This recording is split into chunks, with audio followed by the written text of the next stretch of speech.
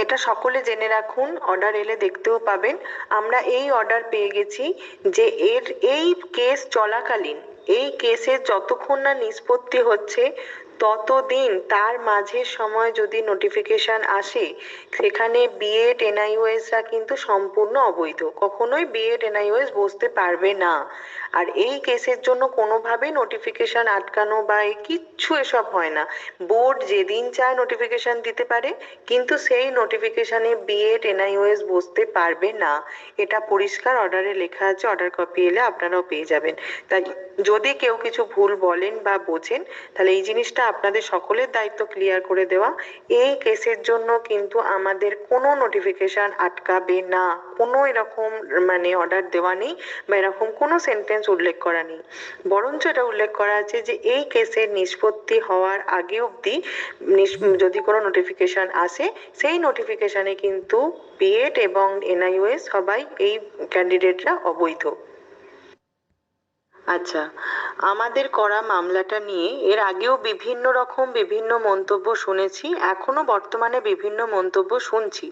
সেই পরিপ্রেক্ষিতে আমি একটু বলতে চাই, যারা বলছেন যে বিএড এনআইওএস হাড্ডাবাড্ডা এরা তো এমনিতেই বাদ ছিল, এদের সার্টিফিকেট বাতিল করার কি প্রয়োজন ছিল, এরা তো এমনিতেই বাদ, এখন এরা এই মামলার কারণে হয়তো সার্টিফিকেট ভ্যালিড হয়ে যেতে পারে।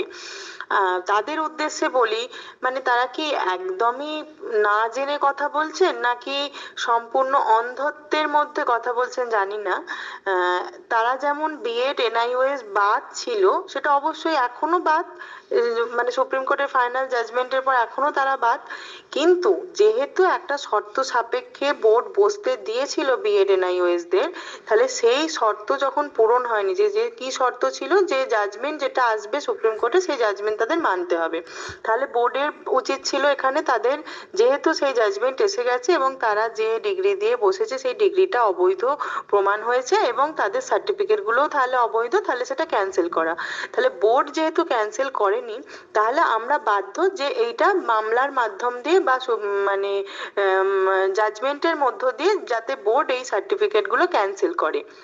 কেন ক্যান্সেল করে বারবার বলেছি, কারণ এগুলো হচ্ছে, যারা বলছে এই বিষয়ে কোশ্চেন তুলছে, তারা এই ধরনের, যে ঘরে চোর ঢুকেছে, চোর চুরি করছে, তুমি দেখতে পেয়ে গেছো, তুমি হয়তো চুপুসারে ফোনও করলে পুলিশকে, যে পুলিশ আমার ঘরে চোর ঢুকেছে সেটুকু ধরে নিয়ে যায়, কিন্তু পুলিশ এলো না, তখন তুমি চোরটাকে কি করবে? চোরটাকে কি ধরে ফেলবে এবং লোক জড়ো করবে, তাকে পুলিশের হাতে তুলে দেবে, নাকি তুমি বলবে যে না ভাই পুলিশ তো এলো না, তাহলে যাই ভাই চুরি কর, চুরি করে শ্বশুর করে আমার বাড়ি থেকে বেরিয়ে যা? এইটা হচ্ছে এই ধরনের যারা প্রশ্ন তুলছে, তাদের হচ্ছে এই ধরনের প্রশ্ন, যে তাদের সার্টিফিকেট তারা বাদ চলে গেছে অর্ডার এসছে, কিন্তু তাদের সার্টিফিকেট বাতিল করার কি ছিল? না করলে তো তারা শ্বশুর করে যেমন ডিএলএড করে নিচ্ছিল, করে নিত, যখন সে আমাদের সাথে রিক্রুটমেন্টে বসতো, আমাদের সাথে ইন্টারভিউ দিতে যখন আপডেট করে ইন্টারভিউ দিতে যেত, তখন আমরা এই বিষয়টা নিয়ে ভাবতাম। এটা কি একদমই মূর্খামির মতো কোশ্চেন হয়ে যাচ্ছে না? একটু নিজের বোধ বুদ্ধি দিয়ে বিচার করে তো দেখতে হবে এই মামলার গুরুত্ব কতটা। আজ একটা অবৈধ টেট পাস, সেই অবৈধ ডিগ্রি নিয়ে সে যদি টেট পাস ক্যান্ডিডেটটা সেই অবৈধ অবস্থায় সেই সার্টিফিকেটটা ভ্যালিড থেকে যায়, পরবর্তী যে কোনো সময় যদি তারা এই ডিএলএড করে নিয়ে পরবর্তী যে কোনো, আমাদের এখন কবে ইন্টারভিউ বেরোবে আমরা জানি না, ধরুন এখন এই কদিনের মধ্যে বেরোলো না, 24-এ বেরোলো, তখন যদি 21, 23 বা 22, 24-এ যারা ভর্তি হয়েছে, তারা যখন এই বিএড করা ডিগ্রিগুলোই যখন ডিএলএড করে শ্বশুর করে আমাদের আপডেট করিয়ে নিয়ে, যেহেতু পর্ষদ সভাপতি বারবার বলে আসছেন টেট এবং রিক্রুটমেন্ট প্রসিডিওর আলাদা, সেখানে নিজেদের ডিগ্রি দেখিয়ে যখন ইন্টারভিউতে দেবেন, তখন কিরকম আপনাদের মনে হবে যে আমরা তো ক্যান্ডিডেট ছিলাম এতজন, তাহলে এত 1 লক্ষ ক্যান্ডিডেট এক্সট্রা এলো কোথা থেকে? তাহলে সেই মুহূর্তে লড়াই করাটা কি আমাদের পক্ষে সুইটেবল, না আগে থেকে যারা অবৈধ তাদেরকে বাদ দেওয়াটা আমাদের পক্ষে সুইটেবল? আর যারা বলছে ভীষণ বিজ্ঞ নিজেদেরকে ভেবে যে এটা মামলাটা নাকি ভুলভাল মামলা, তাদের সাথে আলোচনা করা দরকার ছিল, তাদের বলবো ভাই এতটাই বিজ্ঞ তোমরা যে আমার মনে হয় যে টেটের প্রাইমারি স্কুলে শিক্ষকতা করার থেকে তোমরা ল নিয়ে ওকালতি করলে মনে হয় আরো ভালো কেরিয়ার করতে পারবে। আর এই মামলা জেতার জন্য কোনো সংগঠনের দরকার নেই। এই মামলা জেতার জন্য প্রয়োজন হচ্ছে ঐক্যবদ্ধ রেগুলার ডিএলএড ক্যান্ডিডেটদের। তাদের একতা হতে হবে, তাদের ফান্ডিং দিয়ে সাহায্য করতে হবে। এই মামলা জিতবে অ্যাডভোকেট, অ্যাডভোকেট যে প্যানেলকে আমরা ধরেছি সেই অ্যাডভোকেট। এখানে কে ইনভলভ হলো কে ইনভলভ হলো না তার উপর ডিপেন্ড করছে না, কারণ তারা গিয়ে কোর্টে মানে আর্গুমেন্ট করবে না বা এইসব নিয়ে থাকবে না। তো এইসব ভুলভ্রান্তি ছড়ানো ভাই বন্ধ করো। এই মামলার দায়িত্ব আমরা নিয়েছি, টেট সার্টিফিকেট বাতিল করবে তবেই এর পিছু ছাড়বো। পরিষ্কার কথা, অ্যাসোসিয়েশন লড়ছে। প্রত্যেক রেগুলার ডিএলএড যারা রেগুলার ক্যান্ডিডেট আছে নিজেদের ভালো জন্য ভাবুন যে আজ আপনারা যদি হাতের ওপর হাত দিয়ে ঘরে বসে থাকতাম তাহলে কিন্তু এই সুরাহা হতো না। তারা দিব্যিরাম পিছন থেকে সুরসুর করে ডিএলএড কমপ্লিট করে নিত।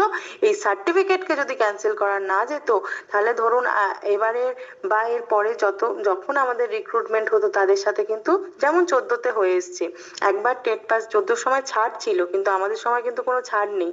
14তে একবার যারা টেট কোয়ালিফাইড করে ফেলেছে তারা সারা বছর ধরে সে এখন 20 অব্দি তারা কোর্স করে করে ডিএলএড করে করে প্রত্যেক রিক্রুটমেন্টে অংশ নিচ্ছে। সেটা কি আমাদের কারোর জন্য কাম্য?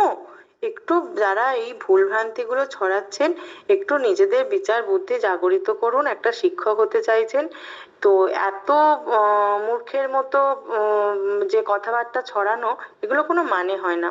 আর পিডিএফ প্রকাশের মামলা, ভাই পিডিএফ প্রকাশের মামলা তো আপনারা করেছেন, তো অন্যের সাথে আপনাদের মামলার কোনোই নেই। তাহলে আপনাদের মামলা আপনাদের মতো চালান না।